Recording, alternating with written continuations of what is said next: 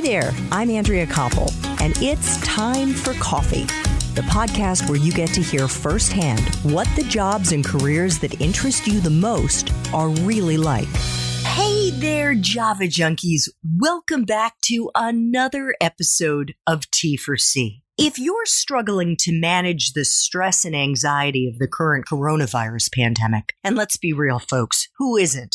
Then this is the episode for you, because my next guest is someone who has decades of experience guiding students of all ages through various meditation and mindfulness practices to help them manage the stresses of life. And that was way before the coronavirus. But before I introduce you to Hugh Byrne, the director of the Center for Mindful Living and a leading expert in the field of mindfulness and positive habit change, I want to make sure you've signed up to get a free copy of the Just Bruit ebook with caffeinated career advice from some of the rock star professionals who've been guests on T4C, including NPR journalist and podcaster Guy Raz and Dr. Janet Yellen, the former chairwoman of the Federal Reserve Bank. And it is super easy to do. Just head over to the Time for Coffee website at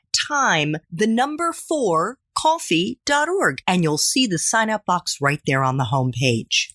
Now, my Java lovers, please grab your mug and take a chug of your favorite caffeinated beverage, because it's time for another caffeinated career meditative conversation. And my wonderful next guest is Hugh Byrne PhD, the director of the Center for Mindful Living, a guiding teacher with the Insight Meditation community of Washington, and a leading expert in the field of mindfulness and positive habit change. Hugh has practiced meditation for 30 years and completed a 4-year meditation teacher training program with Jack Kornfield, Joseph Goldstein, and other senior Insight meditation teachers. Hugh also teaches mindfulness-based stress reduction, also known as MBSR, and has completed a 3-year training in somatic experiencing, a mind-body approach to healing trauma. Hugh's book, The Here and Now Habit, which came out in 2016, brings together ancient Buddhist teachings with the latest findings of neuroscience to help readers find greater freedom and happiness in their lives. While his latest book, just out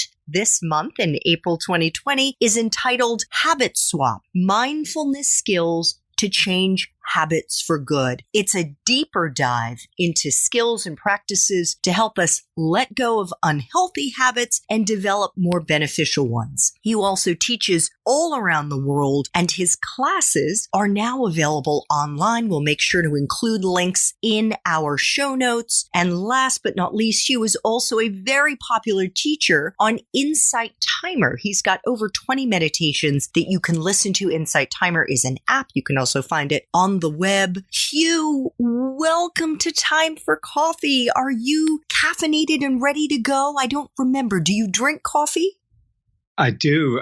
Thank you, Andrea. It's great to be with you. I do drink coffee. Funnily enough, I find I don't drink so much in this period of lockdown because I mainly drink when I'm out, at a coffee shop. But I did go out this morning to a lovely local coffee shop in Kensington, Java Nation, and I had a very, very nice latte. So I've had my caffeine for today. As well, of course, black tea. Having grown up in the UK, I have to drink black tea, but that's a little bit less caffeinated. But yeah. Well, I wasn't sure. I know there are, of course, meditation teachers who drink caffeine, but I don't know what you would be like, on a lot of caffeine. I'm guessing you would still be pretty zen.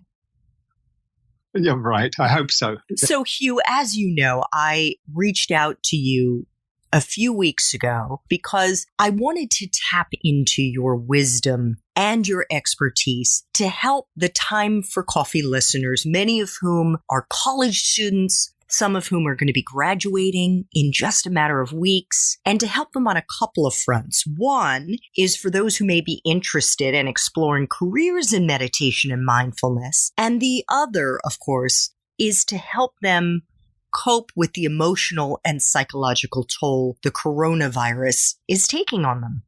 And that's not to say that the rest of us won't benefit from your wisdom. Of course we will. But for college students especially, who are used to the ever-present community, their friends around them all the time, living in dorms, living in apartments with tons of socializing and fun activities, and then the intellectual benefits of being at college inside the classroom, this is an even greater shock, right? Because they're cut off from just about all in-person contact outside of maybe their immediate family. So why don't we start there first? What would you like to say to our young listeners who are stuck inside their homes, cut off from everyone outside, maybe one or two or three people?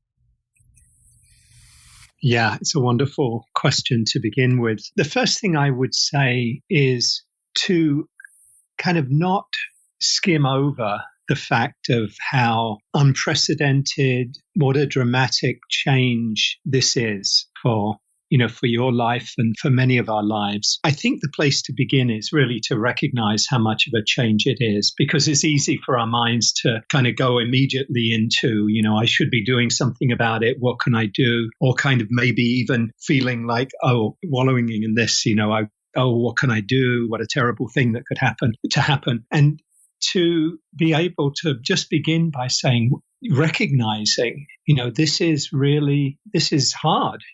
Assuming for many of folks listening, it is hard. It's really difficult for all the reasons that you talked about. And to, first of all, acknowledge that and to allow yourself to feel what you're feeling. And that's really where mindfulness begins, where it begins by acknowledging and recognizing where we are right now. And if it's a place of sadness or loss or grief, to really let ourselves feel that, to not get lost in stories about it, this is going to go on forever. Not that, kind of notice those, but allow ourselves to feel. If there's grief, really take that in, breathe into it, let ourselves feel it in the body, let the emotion come and go, because that's really the beginning of working through any situation, particularly any difficult situation. We have to first recognize how things are and how things are impacting on us. And then we're more able to say, okay, this is difficult. It really has kind of changed my life, my reality in very significant ways. How can I respond to this? How can I respond to this in a kind of a way that's helpful to myself, to others, where I stay balanced, where I stay peaceful, and not be overwhelmed by the situation. So that's the place I would begin. And then we can obviously talk about where we go from there. Yeah. Well, I guess one of the ways that we go from there is to make peace with those emotions, isn't it? Exactly. Yeah, that's exactly what I'm talking about. It's recognizing that having the emotions is not in any way wrong. If in this period any of us feel anxious, fearful, stressed, worried, uncertain, any of these emotions, the first really to recognize is that that's a really natural and normal response. It would be a bit strange if we didn't, if the world around us was changing and we were just going hum, hum, hum, ho, ho, no big deal. That would be kind of probably be covering something up or ignoring it. So to really acknowledge what we're feeling, and if it's anxiety or if it's fear, those are natural and normal feelings. They come to us through millions of years of evolution. They're survival responses, how our ancestors responded to threatening situations.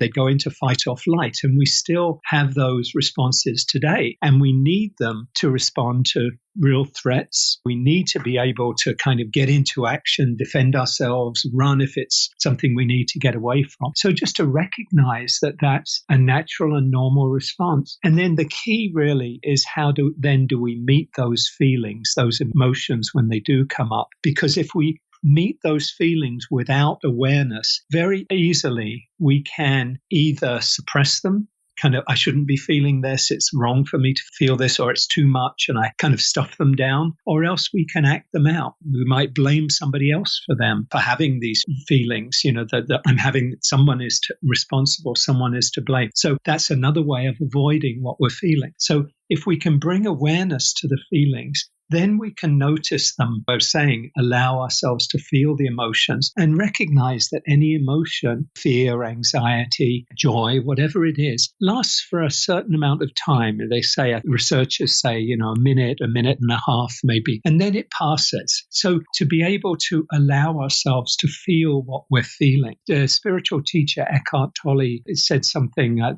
resonates with me. He says, what you accept, you go beyond. What you accept, you go beyond. If you allow yourself to feel the difficult emotions, then they no longer kind of have their hooks in you. Carl Jung, the psychologist, said what you resist persists. If you push something away, it actually doesn't go away. It stays and comes back in different forms. So allowing ourselves to feel what we're feeling is really the kind of the doorway to responding in helpful and beneficial ways to ourselves and to others.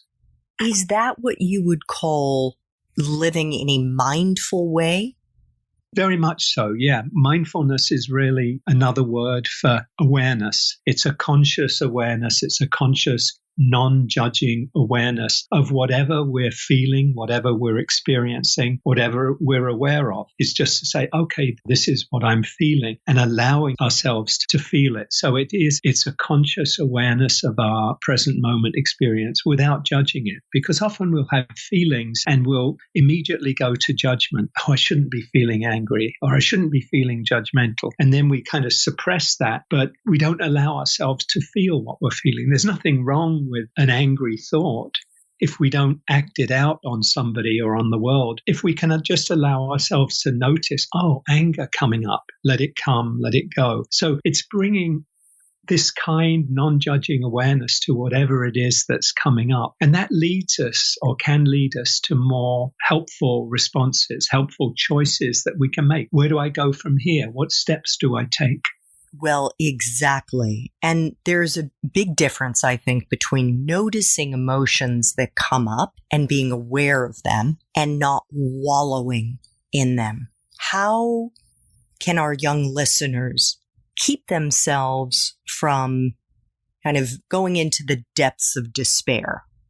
A great question. I think one very helpful way of doing it is just by noticing. If you feel sadness or grief, and allow yourself to feel it without getting lost in the story. So the thing to notice, if your mind was into a place of, this is terrible, this is never going to change, my life is falling apart. Once you get into those thoughts, what's most helpful is just to notice them as thoughts. Not to believe them, because we have a million thoughts, and if all of them were true, we'd be going in all different directions, because we have contradictory thoughts, we have thoughts that change all the time. It's really important to be able to discern what is a wise thought, what is helpful for me. And so to notice when we're having these, let's say, thoughts of wallowing, this is terrible, never going to change, and we kind of sink into that. Just notice that and say, okay, can I just be aware of that thought? Can I let it go? And what can be very helpful is to actually consciously replace that thought with another kind of thought. So, for example, if you find yourself wallowing, feeling sorry for yourself, what can be very helpful is just almost like change the channel and say, what about if I reflected on what I'm grateful for? All the things in my life, in spite of what's going on and the difficulty of what's going on, what do I really have? Well, I have my loved ones, I have my family, I have my friends, I still have a place, depending on the situation, I have a place to live, I have food on the table, I have good health. There's so many things in our lives that we take for granted. And, as you know, gratitude is one of the most powerful emotions in terms of mental, emotional, psychological well-being. It's connected with all sorts of well-being. So it really helps us to reflect on gratitude. So that can be a way of shifting out of a more negative or self-absorbed mind state or emotion and shift and recognize, this is what I have. I really appreciate that. And just doing that, when I do that, it just kind of the world changes. It's like shifting to a different channel. I get out of the kind of self-judging or self-absorbed kind of thinking. And then I think, okay, I have all of this. I have all these things to appreciate, to be thankful for. So that's one example of just not identifying with your own thoughts. I really like that. And you mentioned gratitude and how gratitude basically, and I'm going to put words in your mouth here, is lighting up different parts of the brain, which I think help us to change that channel. What is the neuroscience behind that, Hugh? The neuroscience supports what people have tended to find from their, for their own experience over many centuries of doing practices of mindfulness and meditation, is that we can cultivate these mind states, positive, beneficial mind states and emotions. And what the neuroscience is showing is they activate different parts of the brain and release chemicals and have very positive effects on the mind and the body, on the nervous system, and are overall identified or associated with well-being, gratitude, generosity, compassion, these qualities, that we can actually cultivate them and they can become really the qualities that inform our day-to-day lives. Essentially, what I'm saying is we can live more happily, more joyfully, more peacefully when we cultivate these qualities of mind and of heart. Just in the same way, or the opposite way, if we cultivate anger or blame or judgment or hatred, if we think thoughts about, oh, this person's so terrible, they're always doing this, the more we do that, the more we strengthen the pathways in the brain that are actually associated with stress, more unpleasantness, more suffering. That when we do that, we're actually harming ourselves. So the more we kind of spend our time caught up in division and blaming others for how things are, the more unhappy we are. It's really as simple as that. And the more we develop and cultivate qualities like gratitude and like kindness and compassion, the more our own lives are enhanced by these qualities. And other people will kind of feed off of those because we're so, as you know, we're so affected by each other's emotions. So somebody walks into a room and they're really angry. You feel it. It's like energetically you feel that. Similarly, or conversely, somebody walks in and very peaceful, very calm, very at ease. It's like the whole temperature of the room can come down. Or just in sharing and just talking, if one is doing it in a calm and peaceful way, what happens is that other people's nervous systems come to kind of regulate themselves through what they're hearing and what they're feeling and the energy that they're experiencing from that other person. So it's really important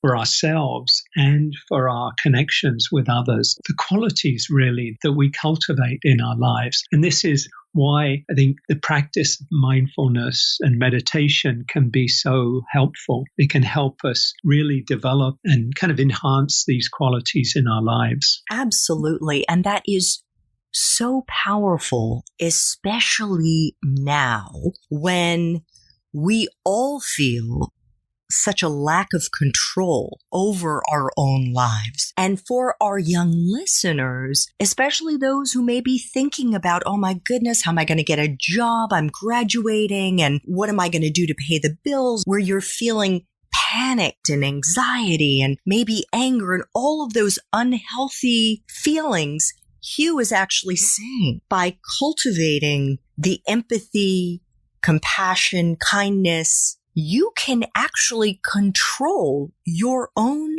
mood and frame of mind. And you talk about that in your latest book, Habit Swap, Mindfulness Skills to Change Habits for Good. Isn't that right? Yes, exactly. And, I really want to emphasize is the importance of turning that kindness towards ourselves, really to begin with ourselves. Because sometimes I often find with people I've worked with over the years, they can be very kind and compassionate to others, but they're often very harsh, very judgmental, very critical towards themselves. There's some belief that they may have of, oh, I don't deserve to be kind to myself. Some belief that they may have developed during childhood. You may know I've been working over the years, for about 7 or 8 years, with humanitarian aid workers who are working on the Syrian refugee crisis and other refugee crises in Africa and the Middle East. And when we've been doing mindfulness training and helping them build resilience, doing the very difficult work that they're doing, which is kind of akin to first responders here and healthcare workers here in the pandemic. And the phrase we use with them is the one we all know from getting on a plane, and just before the plane takes off, we're told, in the event of an emergency, put on your own mask before assisting others. And we know why it's important to do that. If we're not able to breathe and we're busy putting on our child's mask or an older person's mask and we're not able to breathe ourselves, we're not going to be able to be helpful to that person. And I've always felt it's a very powerful kind of metaphor for our own lives, that if we want to really be helpful for others, our loved ones in our lives, or maybe we do work where we're engaged with supporting people in one area of healthcare or therapy or whatever it might be, or meditation teaching, that we have to really take care of ourselves, first of all. If aid workers are stressed and anxious and burned out, they're not going to be available for the refugees that they're seeking to support. It just won't work, even if they want to be. The nature of things is if we're in that fight or flight place, and that's where we're chronically living, most of the time, then it becomes almost impossible to really open up to others because we're so focused on our own well-being, our own survival. So it really, we say to the aid workers, it's not a luxury and it's not self-absorbed to take care of yourself. It's actually essential. You have to do it if you're going to be effective. You have to cultivate kindness, compassion towards yourself. And there's very, very good, helpful practices for doing that, for really cultivating kindness to ourselves. It could be just simply putting your hand on your heart, on your belly, just recognizing if you're stressed or you're anxious, take a breath or two and just wish yourself well. May I be happy. May I be safe. May I be kind to myself.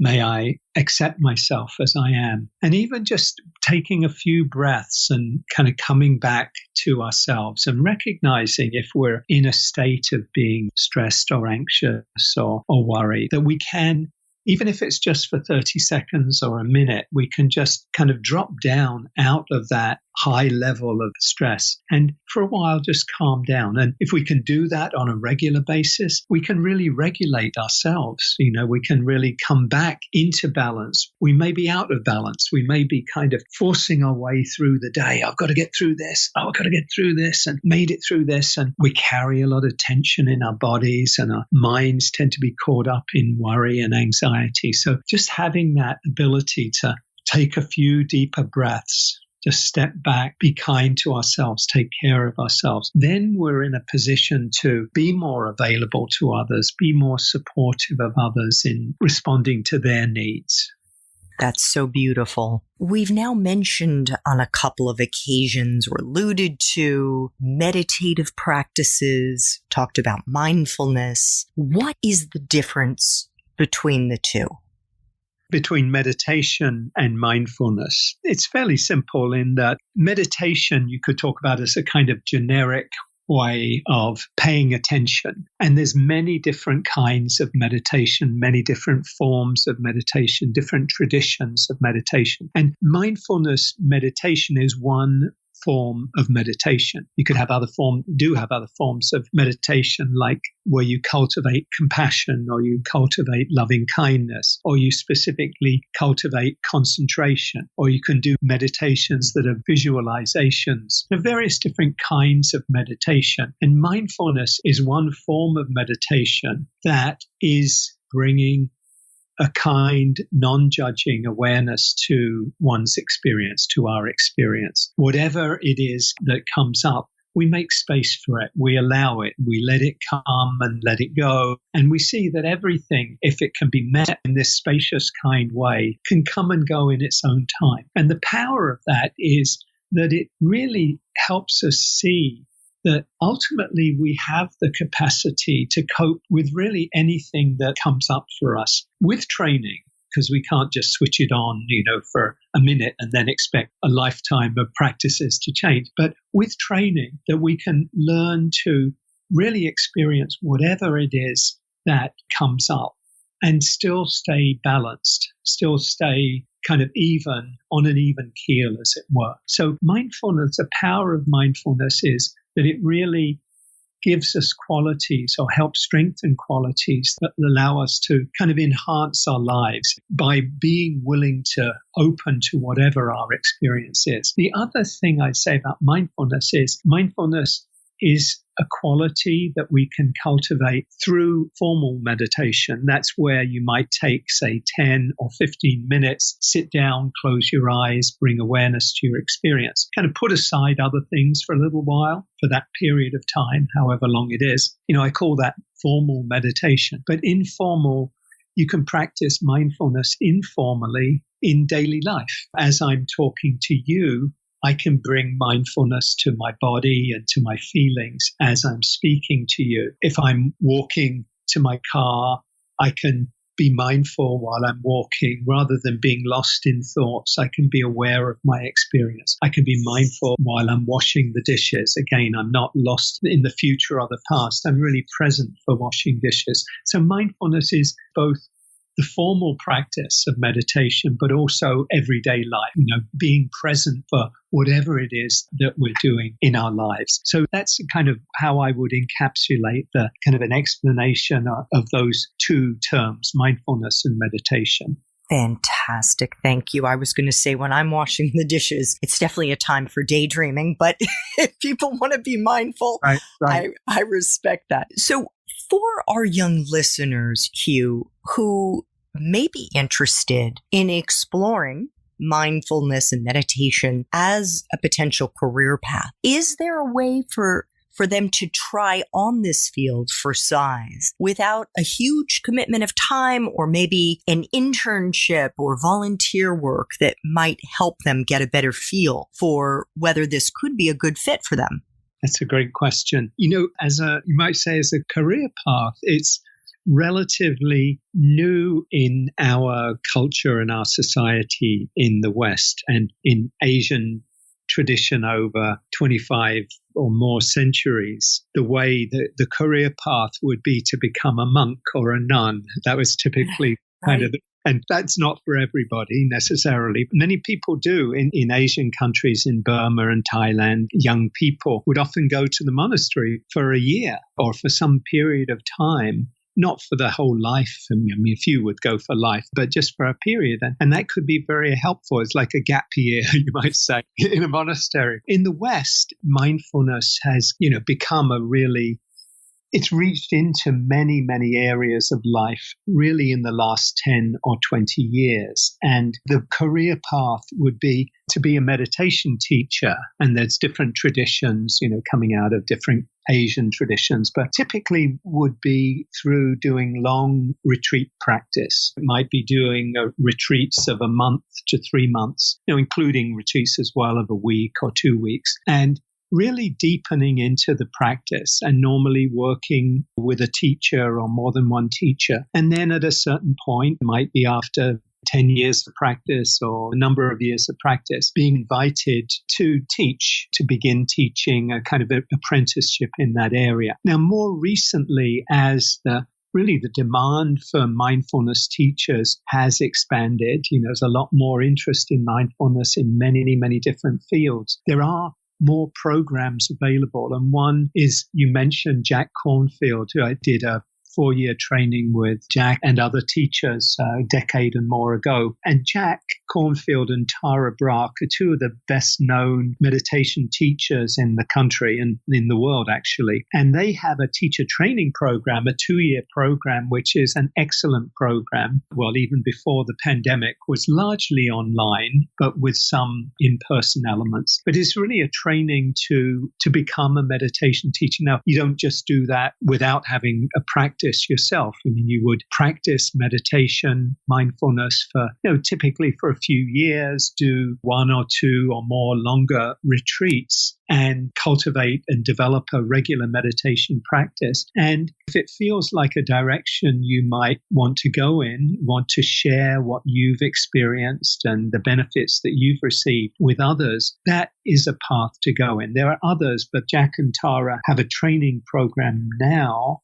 with, I think, around 13 or 1400 participants in the program who graduate after 2 years from the program. And they're all over the world. I'm not sure how many countries. I think it's 50 or more countries, including China and Vietnam and a lot of other countries, obviously Europe, US, Australia, New Zealand, all of that. I was a mentor on the first of their training programs with a somewhat smaller number of students. And I can attest to it being a very, very high quality program. And there, as I mentioned, there are others as well. So it is more becoming something that people can aspire to doing as a livelihood, as a vocation. It's something I think you really have to be very committed to. And I think anyone who went into it to teach would be committed to sharing, the benefits and your own experience. So there is more and more a career path in this area. And I'd be happy to follow up if people have specific questions around that, Andrea.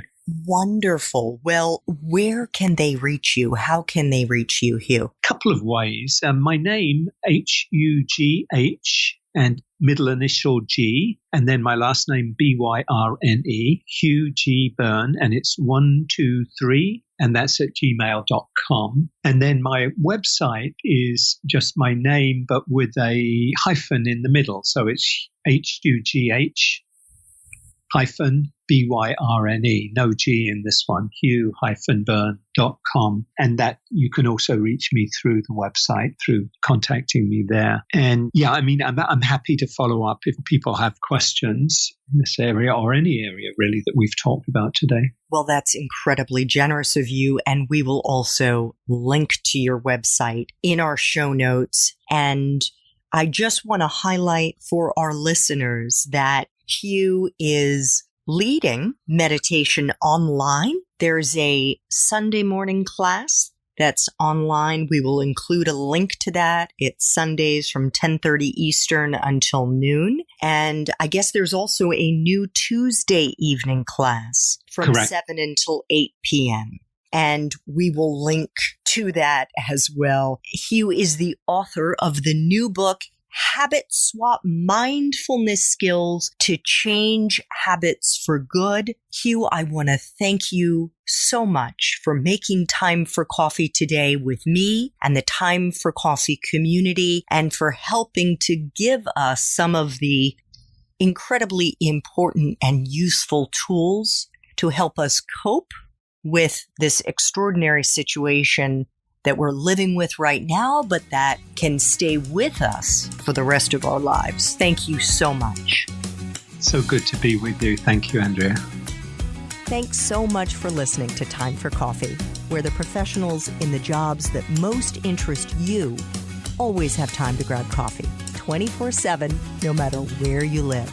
I have one quick favor to ask you. Remember to rate, review, and subscribe to Time for Coffee. Thanks so much.